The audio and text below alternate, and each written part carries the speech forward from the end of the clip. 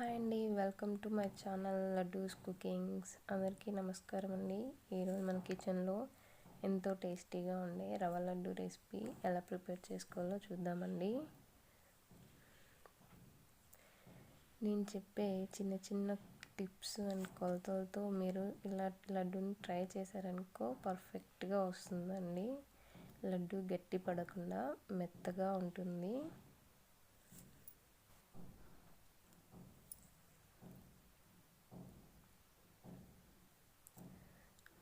ముందుగా ఒక ప్యాన్ పెట్టుకొని అందులో ఒక 2 టేబుల్ స్పూన్ నెయ్యి వేసుకోవాలి.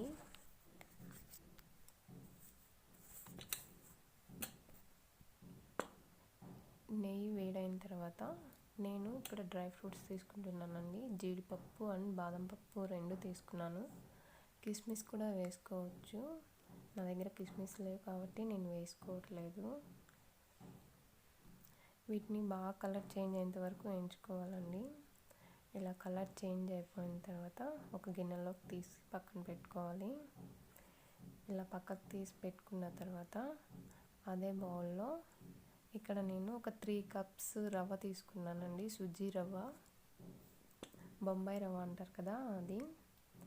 దాన్ని అదే నెయ్యిలో వేసి బాగా మిక్స్ చేసుకోవాలండి. బాగా వేయించుకోవాలి. బాగా కలిపెడుతూ వేయించుకోవాలి. కింద అడుగంటకుండా మనం కలబెట్టకుండా అలాగే వదిలేసిస్తే కింద రవ్వ అంతా మాడుతుందండి. ఇప్పుడు ఇందులోకి నేను ఎండు కొబ్బరి ఒక 1/2 కప్ తీసుకుంటున్నాను. పచ్చి కొబ్బరి అయితే ఇంకా చాలా బాగుంటుందండి. నా దగ్గర పచ్చి కొబ్బరి లేదు కాబట్టి నేను ఎండు కొబ్బరి తీసుకున్నాను. కొబ్బరి కూడా వేసి మంచిగా వేయించుకోవాలండి. కొబ్బరి అంతా రవ్వకి బాగా మిక్స్ అయిపోవాలి. ఇప్పుడు ఇలా కలబెట్టిన తర్వాత ఇందులోకి నేను 1.5 కప్ షుగర్ తీసుకుంటున్నానండి. డైరెక్ట్గానే రవ్వలో వేసి మిక్స్ చేస్తున్నాను షుగర్ని. ఇలా మిక్స్ చేసుకోవడం వల్ల బాగుంటుందండి లడ్డు. డైరెక్ట్గా షుగర్ కూడా అంతా రవ్వకంతా పట్టేలాగా బాగా వేయించుకోవాలి. ఇప్పుడు ఇందాక వేయించి పెట్టుకున్న డ్రై ఫ్రూట్స్ రవ్వలో వేసేస్తున్నానండి. వాటిని కూడా మంచిగా బాగా మొత్తం రవ్వలో అంతా మిక్స్ అయిపోయేలా కలబెట్టుకోవాలి.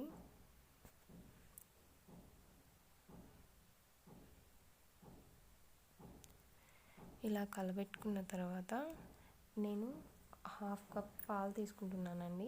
పాలు ఒకేసారి అన్నీ వేయకుండా కొద్ది కొద్దిగా వేసుకుంటూ మనం రవ్వని మిక్స్ చేసుకున్నామనుకో మొత్తం పాలన్నీ రవ్వకి బాగా పడతాయి. అండ్ లడ్డు కలుపుకునేటప్పుడు కూడా మంచిగా వస్తుందండి. గట్టి పడకుండా మెత్తగా అనేది ఉంటుంది. ఇలా కొద్ది కొద్దిగా వేసుకుంటూ రవ్వనంతా మిక్స్ చేసుకోవాలి బాగా.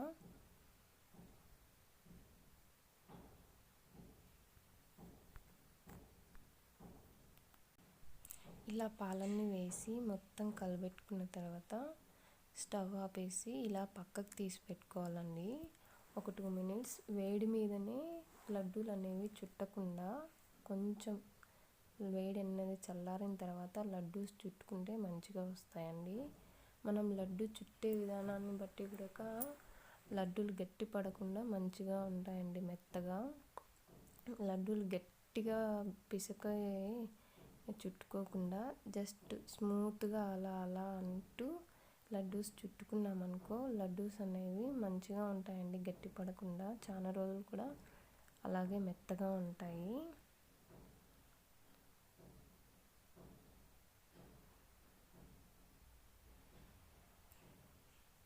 మనం చుట్టేటప్పుడు పిండి కొంచెం గట్టిపడినట్టు అనిపిస్తే మధ్యలో కొద్దిగా నెయ్యి వేసుకుంటే సరిపోతుందండి.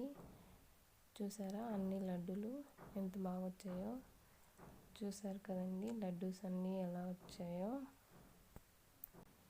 ఈ లడ్డూస్ని ఏదైనా టైట్ కంటైనర్ బాగా గట్టిగా మూత ఉండే దాంట్లో పెట్టుకుంటే చాలా రోజులు నిల్వ ఉంటాయండి ఈ లడ్డూస్. చూసారు కదండి నా వీడియోస్. నా వీడియో కనుక మీకు నచ్చినట్లయితే ప్లీజ్ లైక్ చేసి షేర్ చేసి సబ్స్క్రైబ్ చేసుకోండి. ఇటువంటి వీడియోస్ నేను ఇంకా మంచివి అప్లోడ్ చేస్తూ ఉంటాను. Please subscribe my channel.